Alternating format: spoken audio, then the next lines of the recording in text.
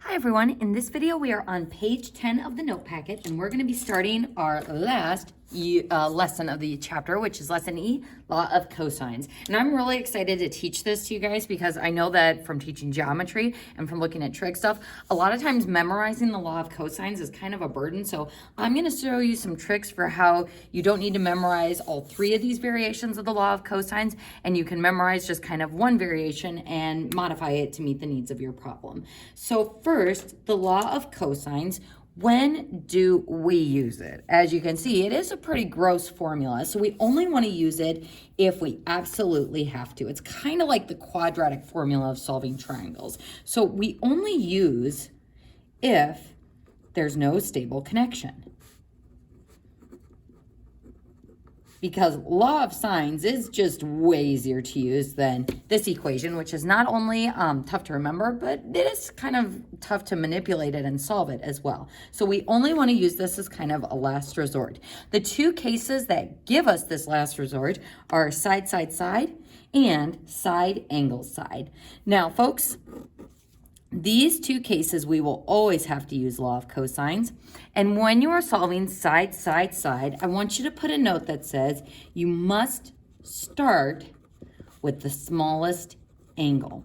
Same with side, angle, side. Start with the given angle. So folks, the reason why we have to start with the smallest angle is, as we've mentioned previously, your calculator, when you evaluate sine and cosine as operators, is only going to give you the quadrant 1 angle, or the acute angle. So if you are trying to find an obtuse angle, like we did with the ambiguous case, you would have to do some math by hand. So to avoid that, I always just recommend that you always start with the smallest angle when you are using law of cosines. So first, folks, put a note by this that says memorize. And I'm going to show you the trick for how to start filling in the formula and how to memorize it. So similar to what we did with SOHCAHTOA, we are always going to start by identifying the angle. So step 1, the angle. And it's law of cosine, so it's cosine of the angle. Next, I look to the left part of the equation. And on the left side, you can see that we kind of have a Pythagorean theorem-ish looking thing. So Pythagorean theorem-ish looking thing. This one is definitely Pythagorean theorem, c squared equals a squared plus b squared, but then I have b squared equals a squared plus c squared, a squared equals b squared plus c squared. So it's always kind of a weird rearrangement of the Pythagorean theorem item. So it's not actually the Pythagorean theorem, it's just kind of a part of law of cosines. So finding the Pythagorean theorem-ish part of the formula is actually going to be step 3. To figure out what variation of this we will use, what goes on the left side of the equal sign is always the side that corresponds with the angle. So if it's A squared is on the left. If it's B squared is on the left. If it's C squared is on the left. And then you use the remaining side variables as your squared terms being added together on the other side. Our last part of the law of cosines, and this is the part that students actually usually miss the most, is this minus 2 times 2 of the sides. And the two sides that we are going to multiply it by are the sides that are already on that side of the equation. So if I have b squared and c squared, I multiply negative 2 times b and c. If I have a squared plus c squared, I multiply it by a and c. A squared plus b squared by a and b. Sometimes students will put a plus here instead of a minus, or sometimes they won't include the 2 at all. So, we're going to practice memorizing and using this formula at the same time. And below this box, I want you to emphasize again, you must find the smaller angle first when following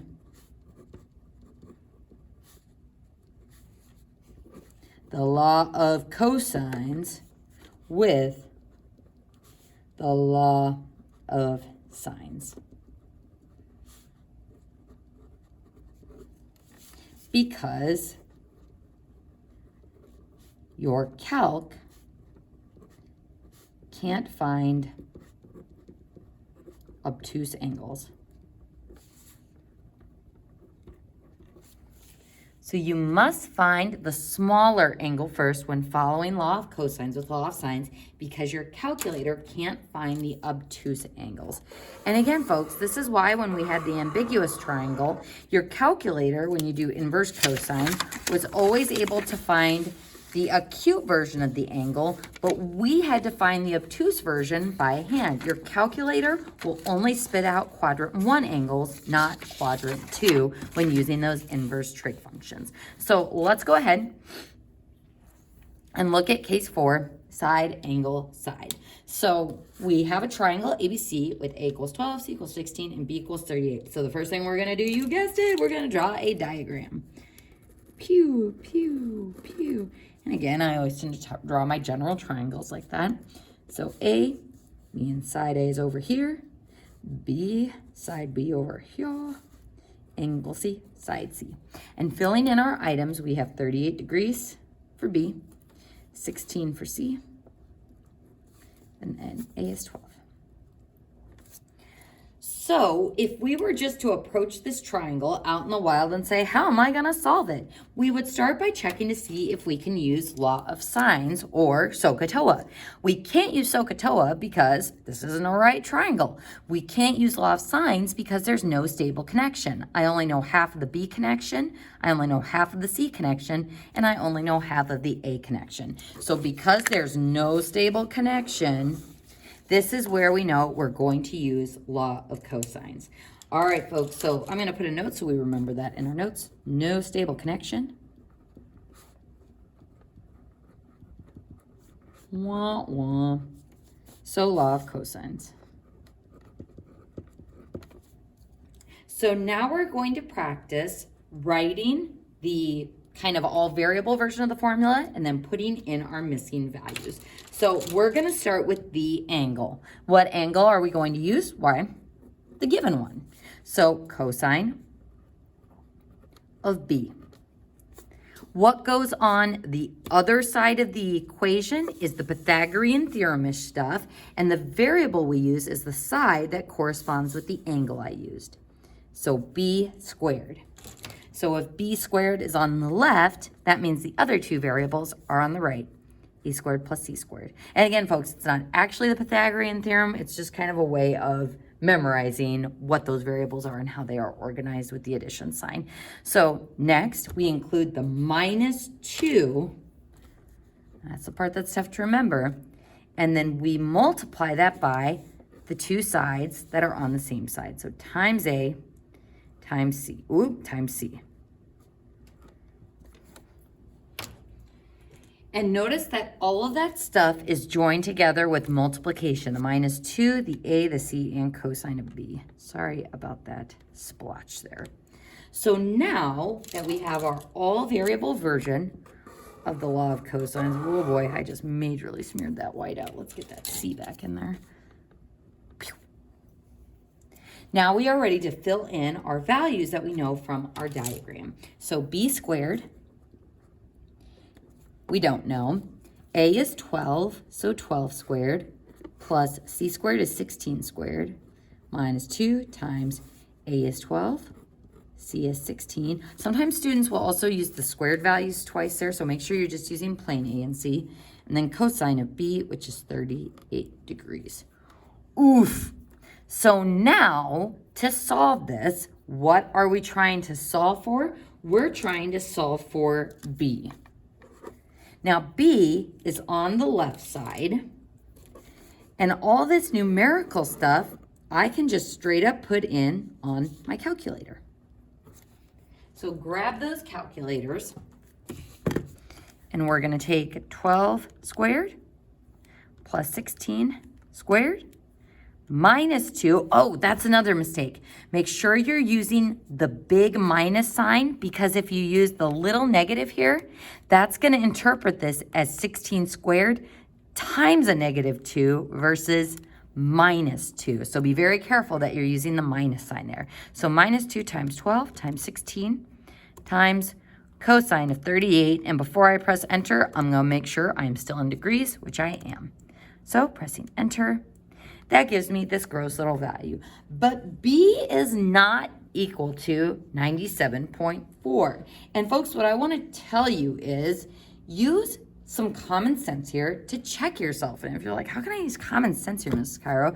If I said B is 97.4, that means that's my longest side, and 38 degrees would be my longest angle. Think about 38 degrees relative to 97 compared to the other side lengths. This doesn't really seem right. So why isn't this my answer for B? Because this is B squared. So I'm going to have to square root both sides. And folks, do I need to include a plus or minus here? No. We're just going to take the square root of the stored value on our calculator. So don't do any intermediate rounding. That's important for my math lab. I'm going to square root this, and we only include the positive answer because I'm solving for a side length. So I don't need the plus or minus. So B equals 9.9. And we aren't given a unit, so pyaw. That is our answer for B. So now we know one of our three missing values. Now, here's the other thing with law of cosines. In any problem, you will only need to use it one time. And the reason for this is because once you have what B is, we can have a stable connection and use the law of sines. Now, if you're like, wait, Ms. Cairo, I thought we were supposed to always use our given values for law of sines. We do if we have that option, but I don't have any option here, and I certainly don't want to do law of cosines again. So once you use law of cosines once, you should have a stable connection to do law of sines. So let's go ahead and use law of sines, making sine of 38 over 9.9 our stable connection. Now, to find our remaining info, we need angle A and we need angle C. Which angle should I find? We have to find the smaller angle first when following law of cosines.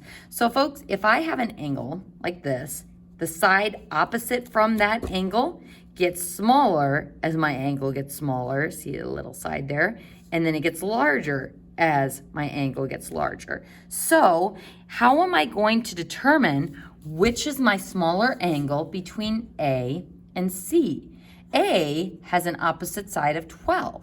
C has an opposite side of 16. So A is opening up a little bit smaller sidewise, so that's going to be my smaller angle.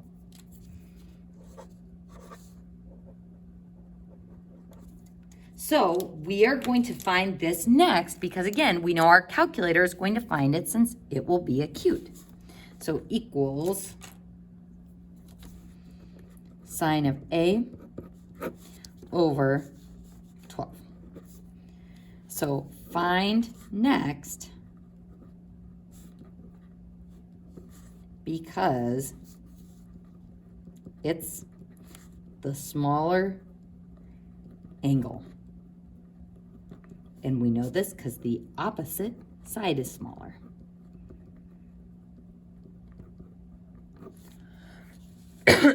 So find next because it's the smaller angle, the opposite side is smaller. So this first two at that box above. All right, folks, so to solve this, we're going to use good old cross product. So hopefully you're getting the flow of that. 12 times sine of 38. And then equals 9.9 sine of A. Divide by 9.9. Divide by 9.9. Excuse me. And now, to break that angle A out of sine, we're going to inverse sine both sides. So inverse sine. Pew. Inverse sine. Another pew. And using my calculator, I better go ahead and type this in. Inverse sine of 12 sine 38. Don't forget to close the parenthesis. Divided by 9.9. And we get 48.3. 48.3, what? Degrees. 48.3 degrees. Woohoo! So now that I have found that angle we can subtract that from 180 degrees along with the 38 to find angle C. So C will be equal to 180 degrees minus our given 38 degrees minus 48.3 degrees. So C is 93.7 degrees. And that's our final answer. So again, this is a slightly obtuse angle since it's greater than 90 degrees. So you have to make sure that you find the smaller angle first because your calculator wouldn't be able to find that exactly.